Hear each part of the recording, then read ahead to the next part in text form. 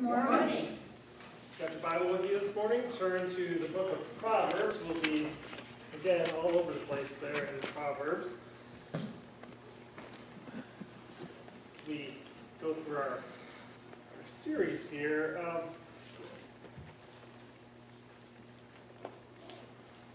I want to start this message this morning. I haven't done this in a while, but I want to start this morning with a joke. And I think a lot of you probably have heard this, maybe you heard a variation of it. I'm telling it, though, this morning for a reason, not just for the laugh, but maybe I should have a laugh track. That would work. But I'm telling it because it really helps to reinforce one of the big ideas Proverbs teaches. And so the joke goes like this. There were these two hunters walking through the woods, and one of them collapses. He falls over, he stops breathing, and his buddy thinks he's dead.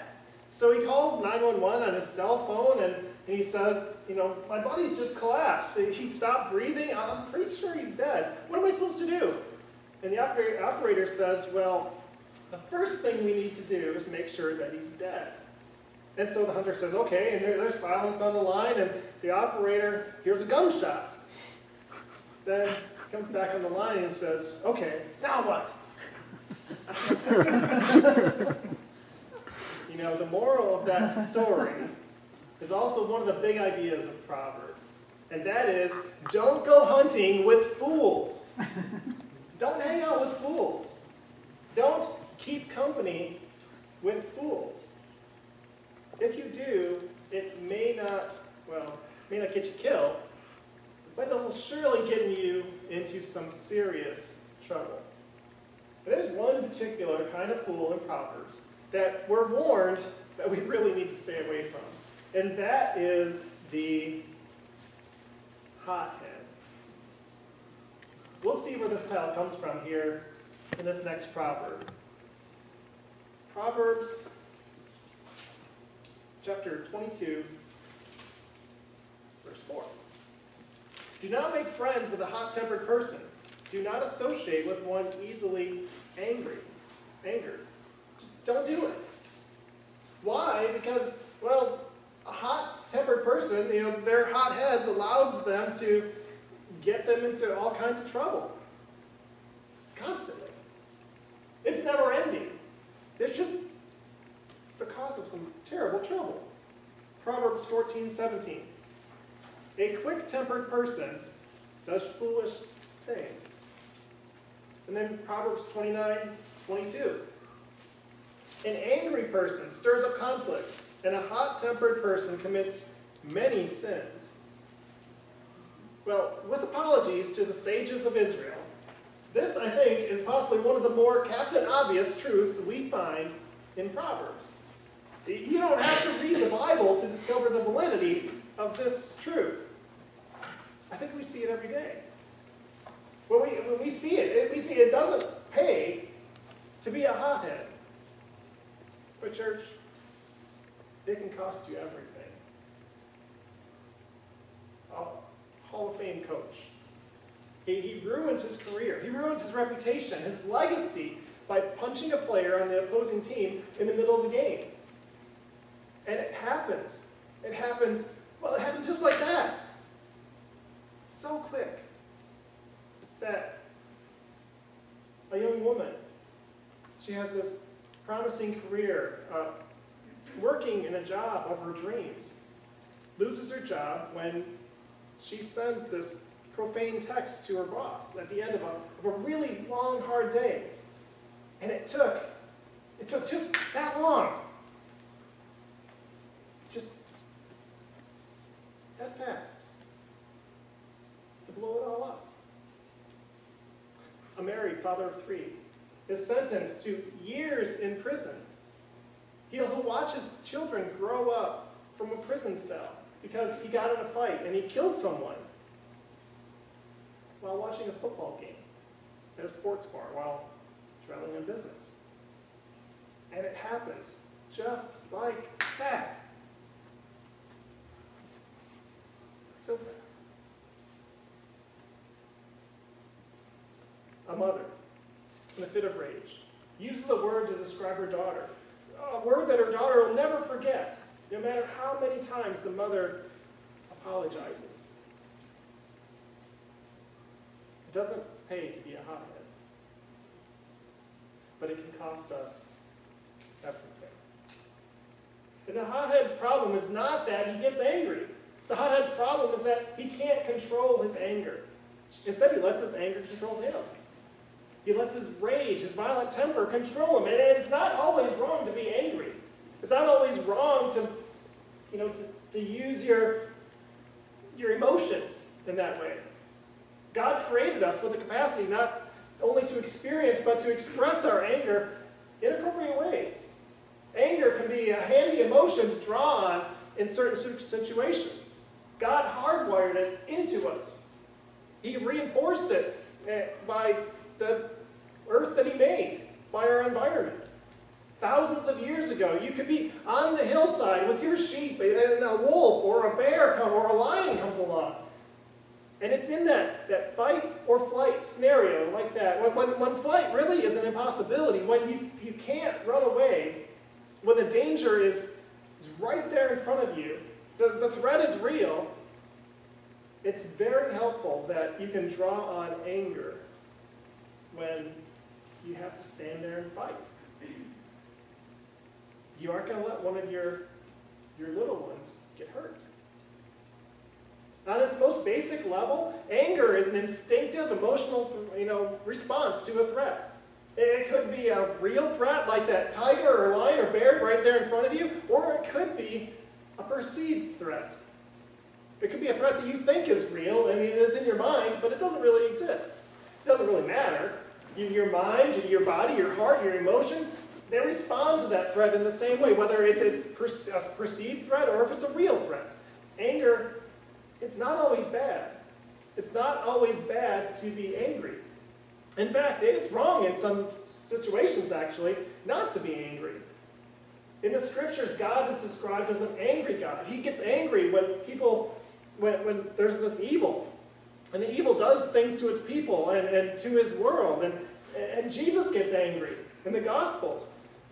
When Jesus sees how the poor are being exploited and being taken advantage of in the temple courts there, he responds by turning over the tables of the merchants and the money changers there. He makes a huge scene in the most sacred place in Jerusalem.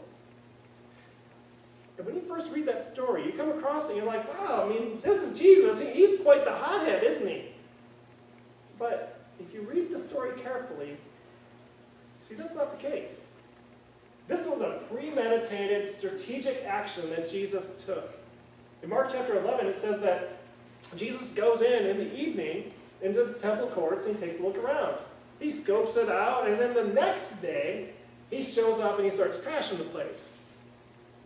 That's not the act of a hothead. It's not the act of one who's flying off the handle. That is Jesus doing exactly what he wants to do in the way he wants to do it. Done exactly what he believes it needs to be done. That's, in Proverbs describes that kind of action, that strategic, thoughtful, appropriate action. Proverbs describes that as prudent. It's a form of prudence. Jesus is, above all things, Jesus is prudent. He knows what to do and when to do it. This is prudence in action. It's the opposite of what a hothead typically does. In the letter we call the letter to the church in Ephesians, the Apostle Paul there says in chapters 4, verse 6, verse 26, he says, "In your anger, do not sin. Do not let the sun go down while you are still angry." It's not always a sin to be angry.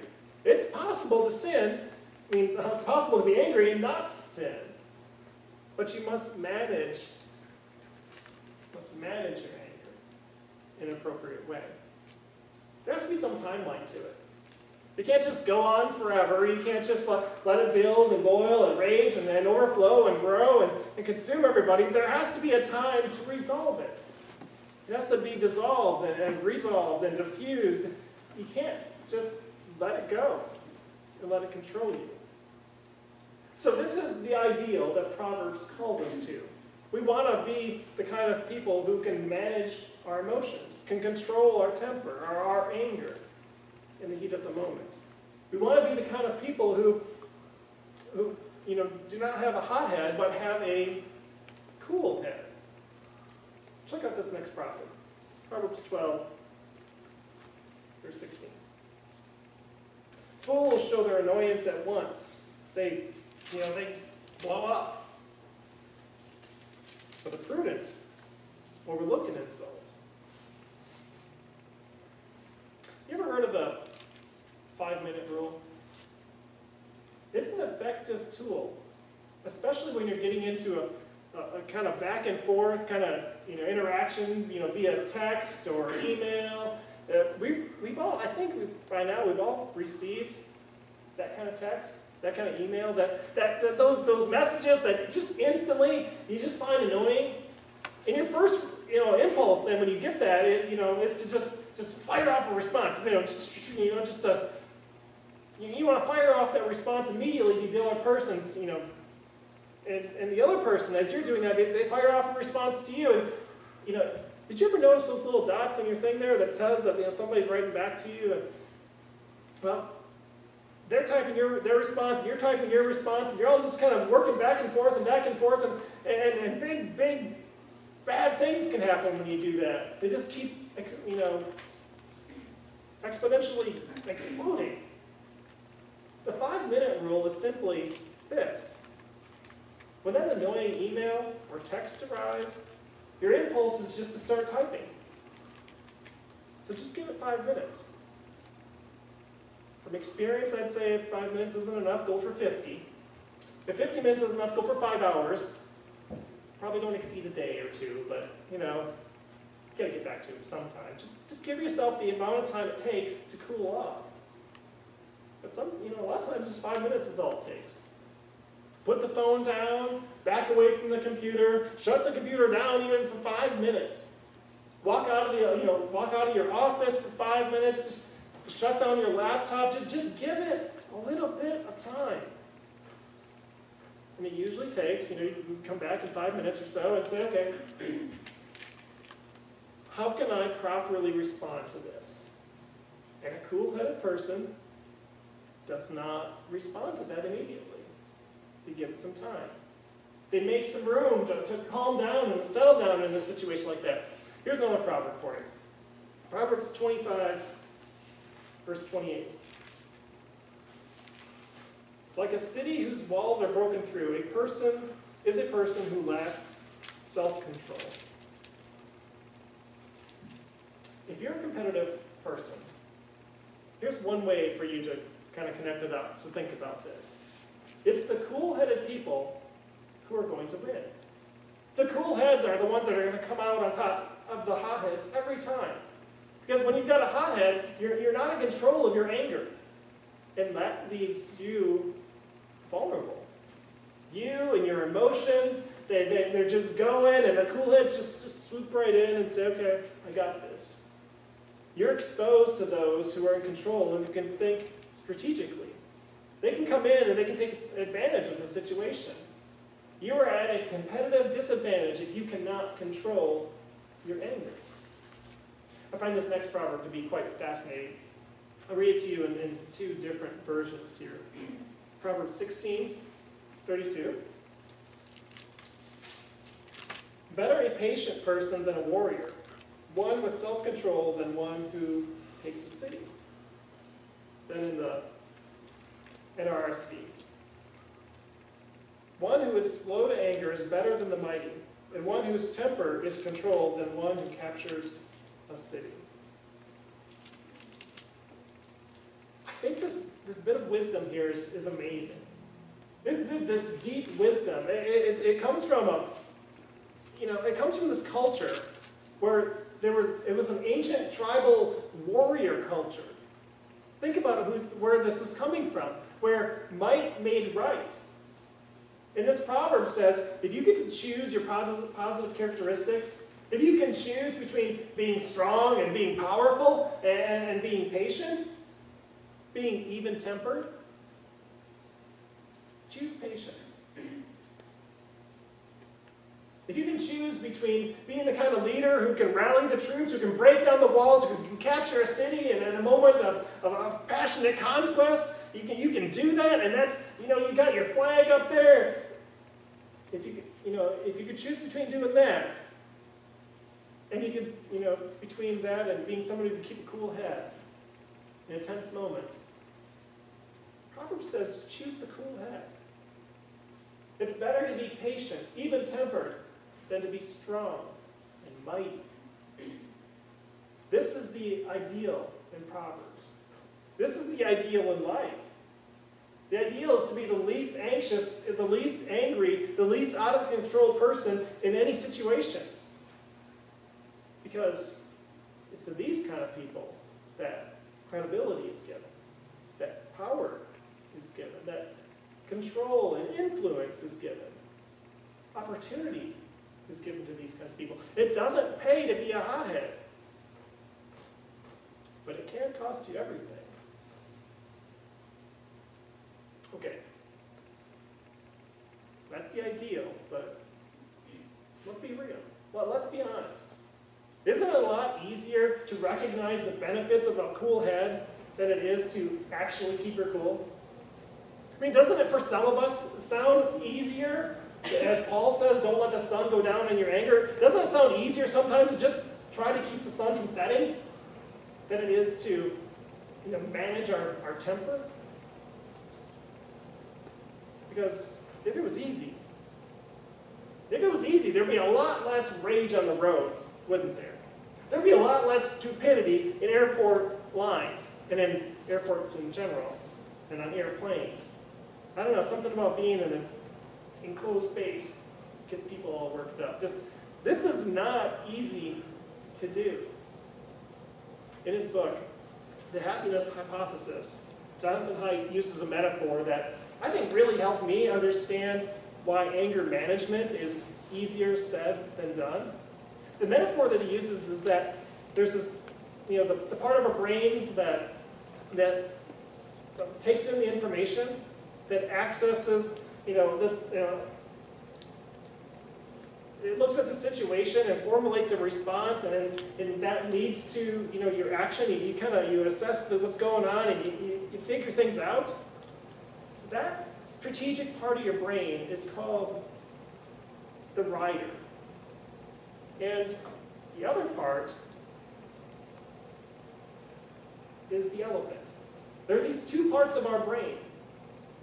And that's who we are. We've got the rider, the part that's logical and thoughtful and dispassionate. The rider reads the book of Proverbs, and he thinks of it analytically. He says, I'm sure reading a whole lot of Proverbs here that it's better to not be a hothead, it's better to be a cool head, so I'm going to choose that. It's the rider who pays attention to the people around him and sees all these people getting themselves in trouble because of their rage. And they look at that and they're like, that sure is foolish. I'm going to do the other thing. I'm going to choose to be calm. It's the rider that's at work within us that after a fit of rage, we apologize to our loved ones and we promise that it'll never, ever, ever happen again. And it's the rider who when we say that, who believes that, who believes that it'll never happen again. Because the rider doesn't want it to happen again. But there's more to us than just the rider. There's also the elephant. This is not the elephant in the room. This is the elephant in our brain. This is the emotional elephant, the impulsive, reactive part of us that is strong. It's powerful. It can go wherever it wants to go. And when it makes a decision to go somewhere, there is nothing that the rider can do to stop it. The Apostle Paul, in his writings, he calls the elephant the flesh, or the sinful nature, the part of us that seems to have its own power, a power all of its own, and it leads us into all kinds of sin. In Romans chapter 7, Paul is talking there about the sinful nature. He's talking about the elephant, and he says this. He says, what I want to do, I do not do. what I hate and I don't want to do, I do that. That's the rider talking about the elephant.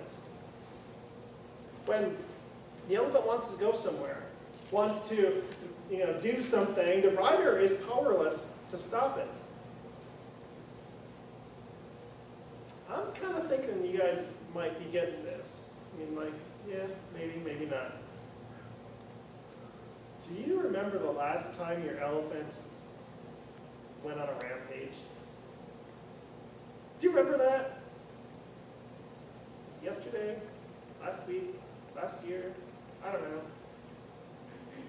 That time, and the elephant just, took over, and there wasn't a thing that your rider could do about it. You may think I'm a pretty easygoing person, especially if you don't know me at all. But, at times, I lose my cool head, too. Remember the last time you lost your cool? The time that you didn't have a cool head, but you had that hot one? It's those times that the rider knows there's nothing good that's going to come from the path that we're going down here. I mean, it's going, and you're just, nothing good can happen from your actions. But we can't see it. We don't listen to the rider in the moment. We can't see it. I think this is the part where the phrase comes from, that you're blind with rage, where you can't see the big picture anymore. You can't see beyond yourself, and all you see is this red situation right in front of you, and it's that person, it's that event, it's that circumstance, and it makes you so angry. It's all you can think about. And everything else just goes on the side. You get tunnel vision. Everything just closes off, and you're blind with rage. And that's when the really, really bad things can happen. So, the question this morning is it possible for the rider who knows better, who wants to do better, who wants to do the right thing, who wants to do the thing that's right and the good, and he wants to just take it in that direction. Is it possible for the rider to somehow stay in control of that elephant? When the elephant just tries to take over, is it possible? And if so, how in the world do we do it? Well, the answer to that question comes from the wisdom tradition of the Bible.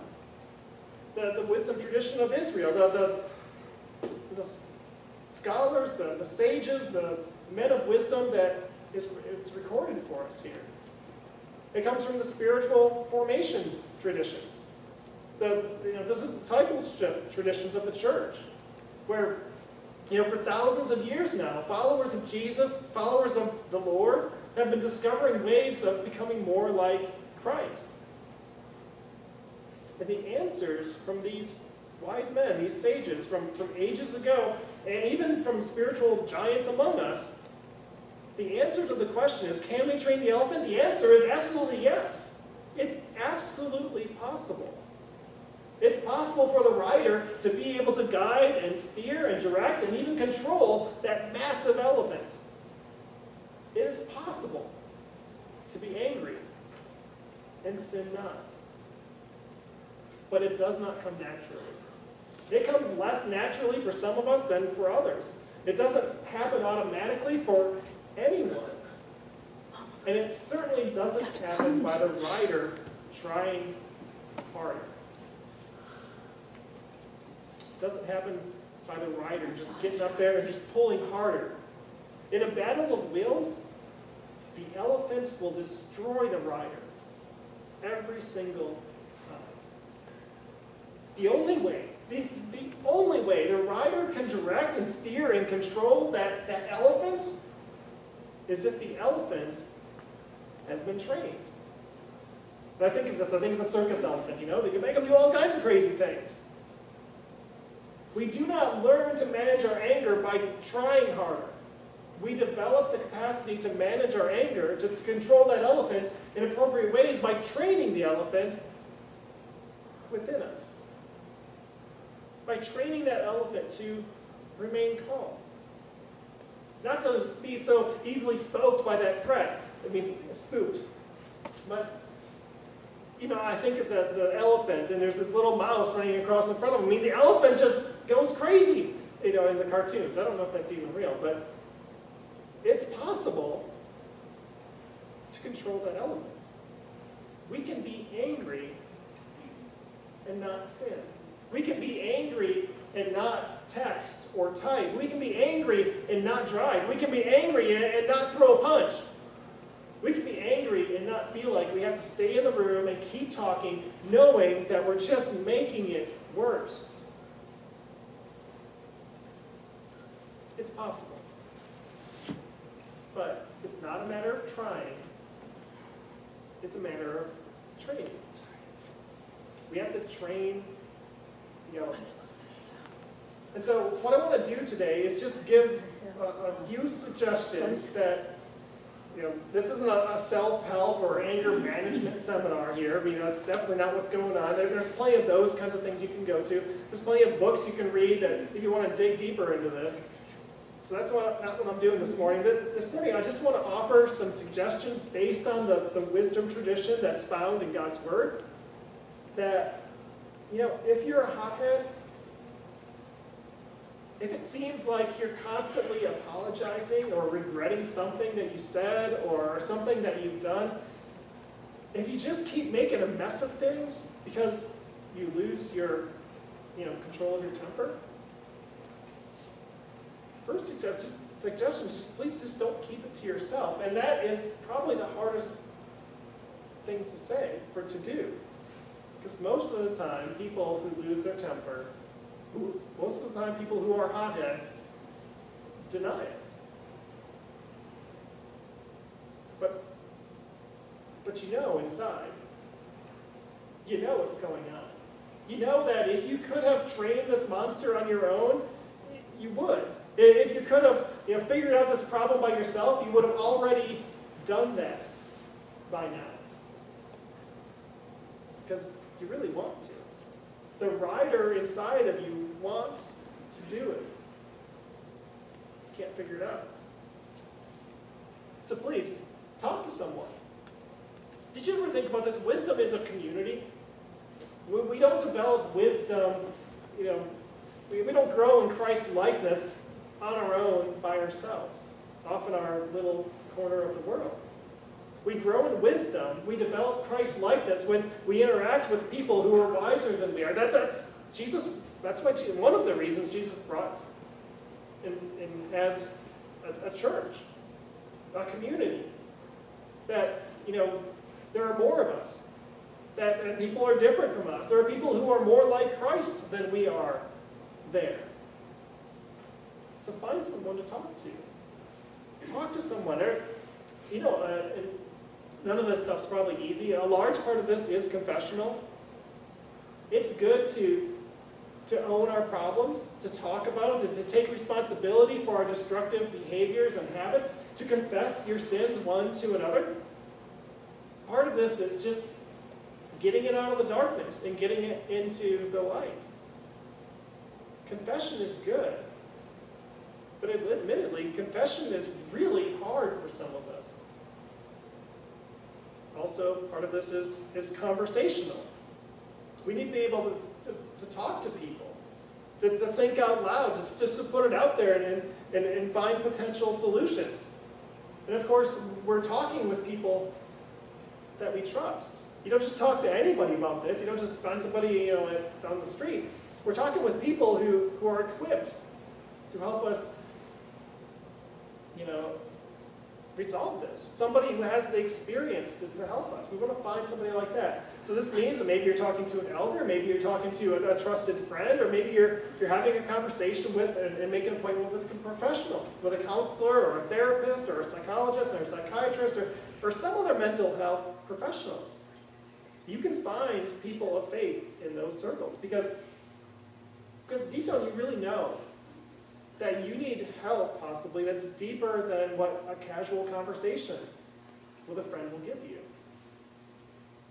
So I don't want to move too fast past this point. I mean, if you're prone to the fits of rage, and you know it, your friends know it, if you're in danger of hurting yourself or hurting somebody else, or maybe you've even done that in the past, don't put it off. Don't put this into the category of I'm going to get around to it. Make the first step. Just reach out and ask for some help. Talk with someone. And maybe that someone you're going to talk to is just say, I need some help, find some help. That person can also help keep you accountable, help you follow through. But take action. That's the first step. It doesn't pay to be a hothead. But you might know it can cost you everything. Don't cover it up. Talk to somebody. Get some help. Second suggestion this morning.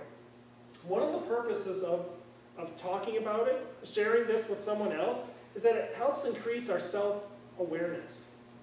We have a greater sense of self-awareness when we talk about this and we kind of think about this. When we can talk about our anger and we can do this with somebody who can help, we can figure out what it is that sets us off. I mean, if you think about it, we've all kind of got different triggers. What seems to make you angry probably maybe not bother me. There are some deep-rooted causes of anger that at least I have to explore. One of the most profound mysteries in all of the universe is, why do human beings do what we do to the extent that we do it? I mean, why is it that we do what we do? And to try to think about that and to figure that out, that doesn't come, the answers don't come easily. They don't come quickly. Proverbs 20, verse 5 says, the purposes of a person's heart are deep waters, but one who has insight draws them out. The purposes of a person's heart are deep waters. And it takes somebody with some insight, some wisdom, to draw that out. Think about your last embarrassing, angry outburst. What was going on there? What triggered it? Well, what led to it? What was going on in your heart at that time? Jump in. Dive into the deep waters of your heart, and don't come up for air until you've gained some insight into what's really going on with you. Wisdom teaches us and trains us to go deep, to look inside, to gain some wisdom. So why do I snap? Why does my elephant go on a rampage when he does?